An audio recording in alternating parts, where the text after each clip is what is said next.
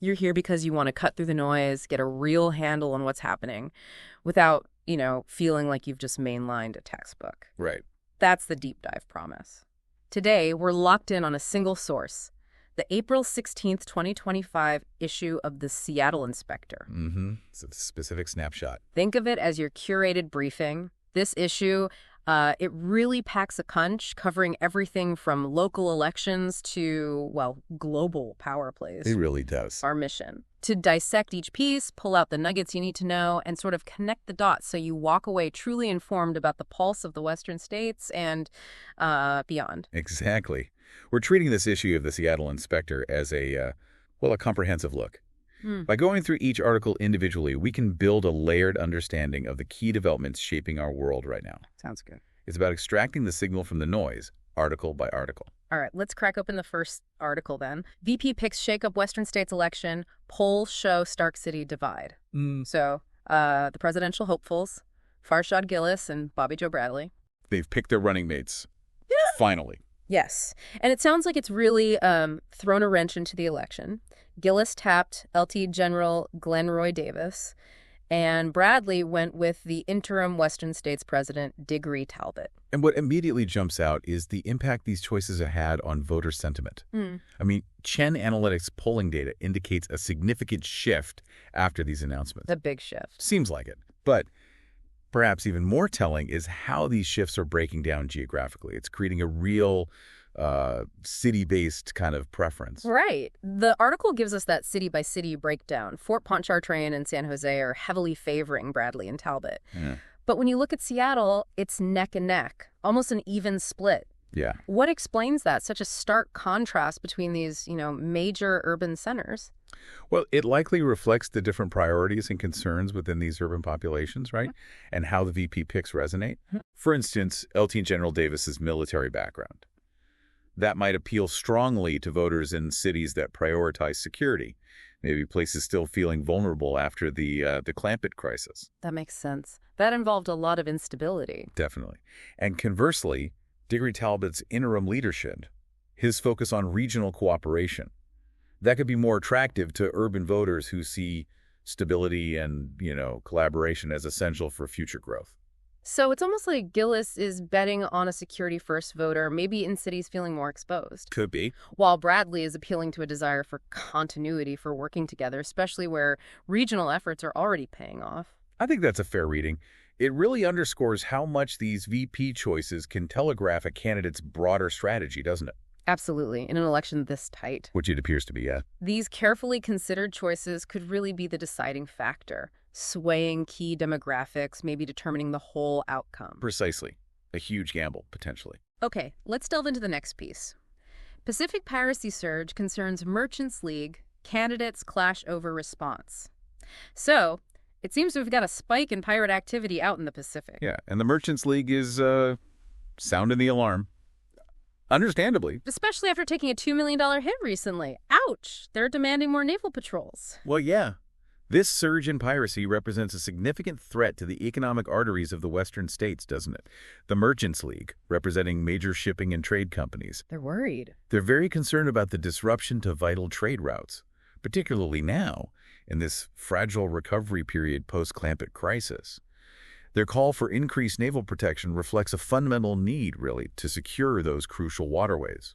And the presidential candidates have predictably different approaches, right? Oh, definitely. Bobby Joe Bradley seems to be maybe downplaying it a bit, focusing on domestic priorities, the Orsish threat. She's even suggesting a pivot towards internal trade and manufacturing. Yeah, Bradley's position aligns with a more domestically focused campaign, doesn't it? By prioritizing internal issues and the very established Orsish threat. Which is always there. Always. She's signaling a commitment to immediate, tangible concerns within the Western states. Yeah. Perhaps at the expense of projecting naval power abroad, maybe. But Farshad Gillis is taking a much more aggressive stance. Very different approach. Apparently, his timber export businesses are directly affected, so he's promising decisive action. He's even proposing a new naval base in Seattle. Yeah, that's a pretty significant commitment. It is. Gillis's strong response, well, it not only reflects his personal business interests, obviously, Right. but it also taps into a broader sentiment for, strong leadership and the protection of economic assets. The proposal for a new naval base in Seattle is a concrete measure that could resonate with voters who want to see decisive action against external threats to commerce. It's fascinating how a seemingly external issue like piracy can become so intertwined with domestic politics and the candidates' core messages. It really is. Bradley, the homegrown focus. Gillis, international commerce, security posture, highlights the interconnectedness of everything. Indeed. This piracy issue provides a clear lens through which voters can evaluate the candidates' priorities and their proposed approaches to safeguarding the Western states' interests, both at home and abroad. All right, let's navigate to our next article. Medan suspected as Ronaldo's pirate base. Indonesian Sultan's involvement raises alliance concerns.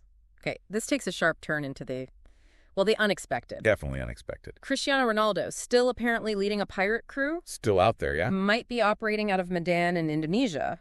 And there's even speculation about the Indonesian Sultan being in the mix. Possibly through some kind of privateering arrangement, the article suggests. For anyone not familiar, privateering is basically state-sanctioned piracy, right? Essentially, yes. And this development introduces a complex layer of geopolitical intrigue. How so? Well, if Medan is indeed a pirate hub led by Ronaldo, and if the Indonesian Sultan is implicated, it creates a significant diplomatic challenge for the Western states. Because Indonesia is a member of the Sense of Right alliance. Which means we can't just send in a task force without potentially causing a major international incident, right? That alliance is supposed to be about mutual security. Precisely. Any direct military action against a member of the Sense of Right alliance would have serious repercussions, could potentially fracture the very foundation of that security pact. So if this is true, what are the Western states' options? It sounds like military intervention is off the table, or at least really risky. Extremely risky. Diplomatic channels would be the primary avenue. Lots of talking. Lots of talking. The Western states would likely need to leverage their relationships within the alliance to pressure Indonesia to, investigate and address these allegations. But proving the Sultan's involvement? Exactly. And convincing Indonesia to take action against what might be a profitable illicit operation, that could be a protracted and very delicate process. This really throws a spanner in the works, doesn't it? It really does. It's not just dealing with pirates on the high seas, it's navigating complex international alliances, potential state-sponsored activity. And it raises questions about the effectiveness, the unity of the Sense of Right alliance itself, if a member is suspected of harboring this kind of activity. Yeah, good point. Could this situation serve as maybe a major test for the alliance? I think it could. A significant test of its principles and its ability to maintain cohesion and enforce its stated goals, especially when facing conflicting national interests. Okay, let's move on to some election logistics. Final gubernatorial debate set for Thursday. Vice presidential debate follows. Looks like we have a debate marathon coming up. Yes, this article outlines the crucial debate schedule. The final gubernatorial debate is set for Thursday, April 17th, right here in Seattle. Home turf. Then following that, the presidential candidates, Bradley and Gillis, face off on Friday the 18th. Okay.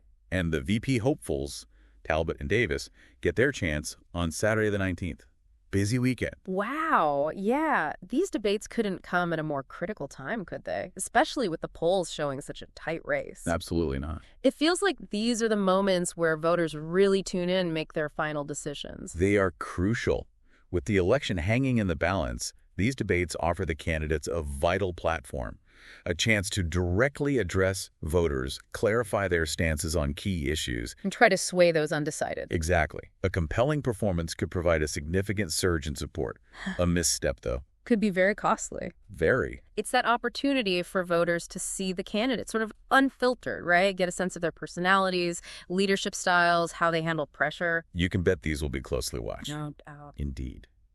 In such a closely contested election, these debates often serve as pivotal moments that can significantly influence the final outcome. Okay, our next article delves into the broader election climate. Election anxieties mount amidst Deseret uncertainty. Chen's book rekindles regionalism fears. Uh-oh. Sounds like there's a significant level of unease around the upcoming vote. There certainly seems to be. And a big part of that stems from the ongoing question of Deseret's future within the Western states. The secession talk hasn't gone away then. Not at all. The potential for Deseret to secede is undoubtedly a major source of anxiety. The Quorum, a key governing body in Deseret, led by President Mitt Romney, is actively deliberating this possibility. And the fear is a domino effect. That's the concern, yeah. The fear is that if Deseret, with its distinct cultural and historical identity, were to leave, it could embolden other regions with their own unique concerns to consider similar paths, potentially leading to a fragmentation of the Western states. And it seems like these anxieties are being amplified by a new book from Shen. Yes, apparently it's bringing up old pre-Clampett crisis regional tensions, stirring up some historical worries, it sounds like. That can't be helpful right now. Probably not. And adding to this, Alice Figueroa's recent confirmation. You know, her novel Unspoken Bonds. I've heard of it. She confirmed it contains autobiographical elements. That's likely reigniting discussions around some sensitive, potentially divisive themes related to regional identity and historical grievances. Wow. So Chen's new book, by directly addressing those pre-crisis divisions, risks reopening old wounds and exacerbating existing fears about the cohesion of the Western states. So it's almost a perfect storm of uncertainty then. Seems like it. You've got the very real possibility of a major region seceding, plus these reminders of past internal divisions. That's bound to make people feel uneasy about the future, isn't it? Regardless of who wins the election. Precisely. This confluence of factors creates a climate of instability and apprehension, at a time when many are likely seeking reassurance and a clear sense of direction for the future of the Western states. Okay, let's pivot to a more localized and perhaps unexpected topic. Seattle City Council considers ordinance on consensual adult incest amidst public division. This is certainly a headline that grabs your attention. It is indeed a very sensitive issue. The Seattle City Council is currently considering an ordinance that would address consensual adult incest.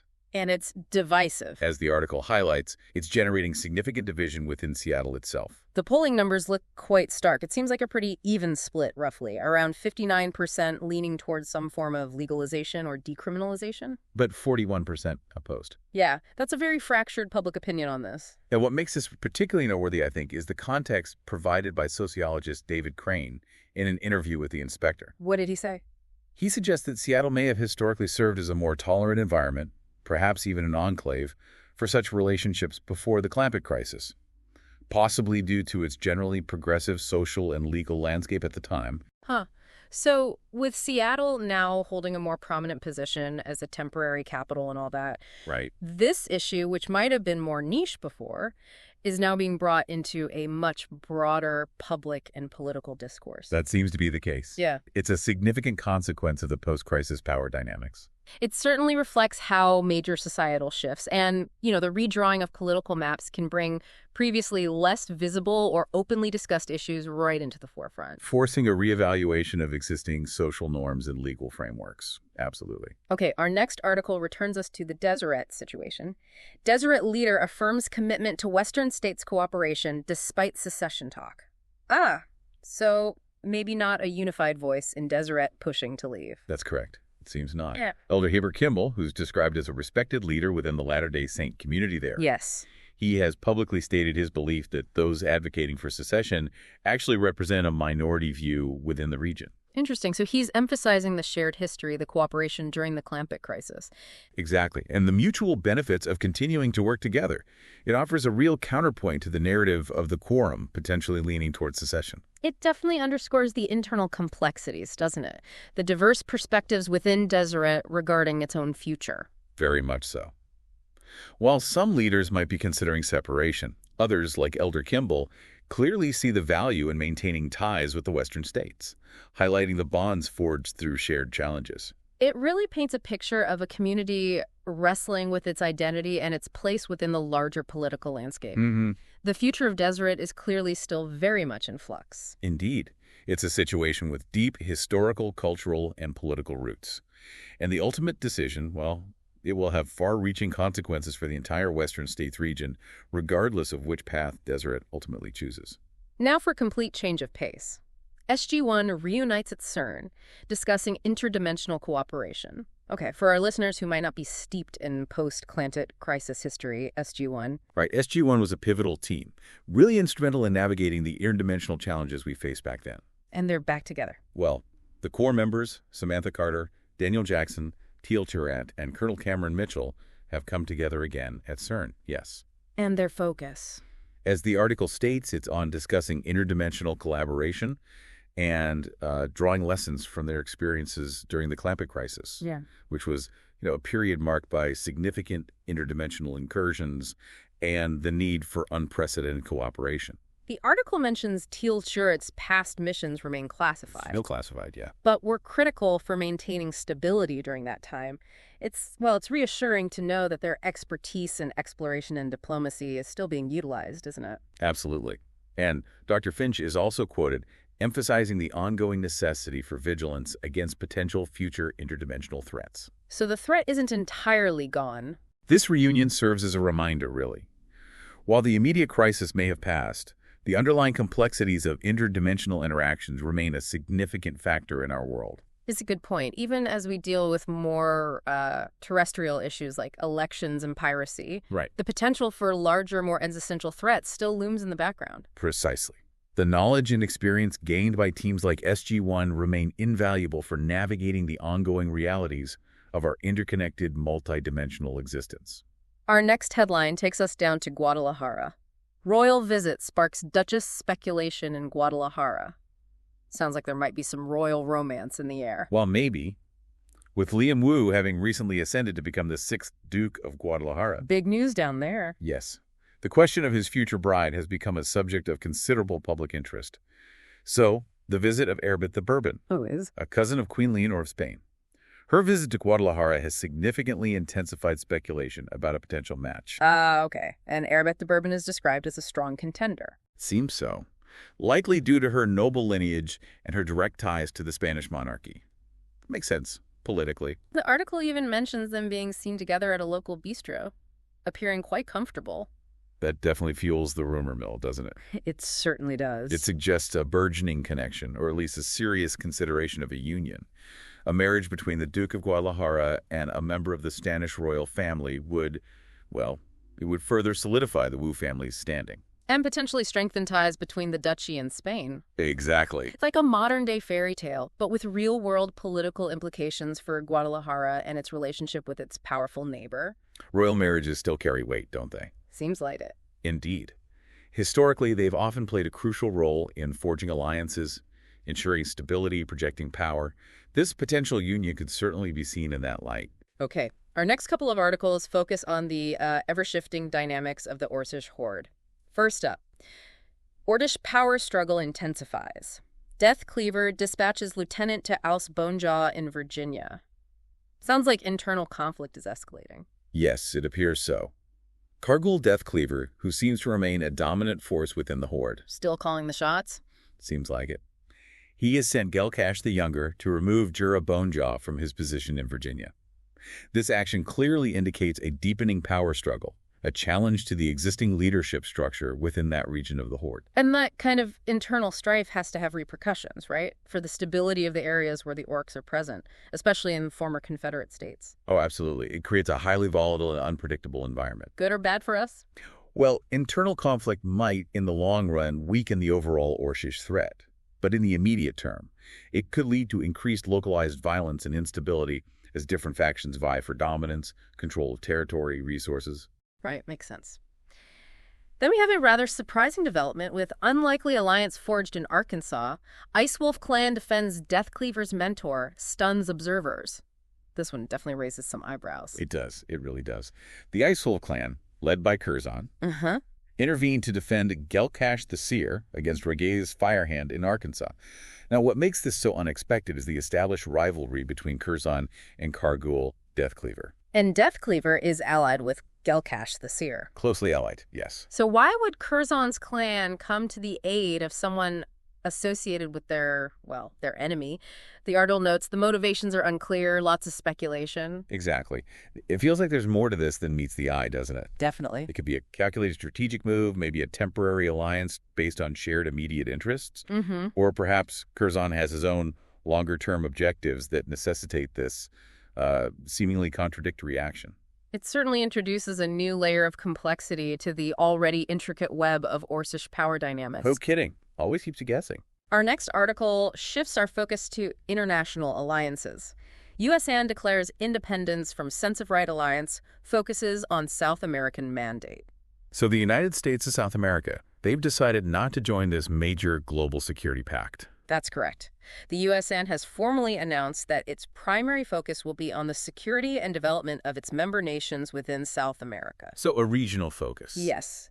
This indicates a prioritization of regional interests over a broader commitment to the global security framework represented by the Sense of Right alliance. It's interesting to see different major players making different choices, isn't it? About where their security priorities lie in this post-crisis world. It really is. The USAN seems to be carving out its own sphere of influence. It highlights the evolving geopolitical landscape, definitely. Different regional powers are asserting their own strategic visions, making decisions about alliances based on their perceived core interests and regional responsibilities. Okay, following up on that, we have another intriguing development. Unlikely alliance. Speculation mounts over Ice Wolf Clan's potential role in Sense of Right alliance. Whoa. Okay, this is a theory that definitely makes you pause. It really does. This speculative theory proposes that the Orcish Ice Wolf clan, under Curzon's leadership, could potentially become the 9th as yet unidentified member of the Sense of Right alliance. An Orcish clan in the Sense of Right alliance. I know, it's a notion that seems counterintuitive, right? Yeah. Given the alliance's primary purpose is generally understood to be countering Orcish threats. But the article points out this could potentially explain the Western states' exclusion from the alliance. That's one possible interpretation offered. And maybe explain Curzon's recent, somewhat surprising pursuit of peaceful relations if they were offered a seat at the table. It would certainly incentivize a more cooperative stance, wouldn't it? It would, but wow. It's a controversial hypothesis, no doubt.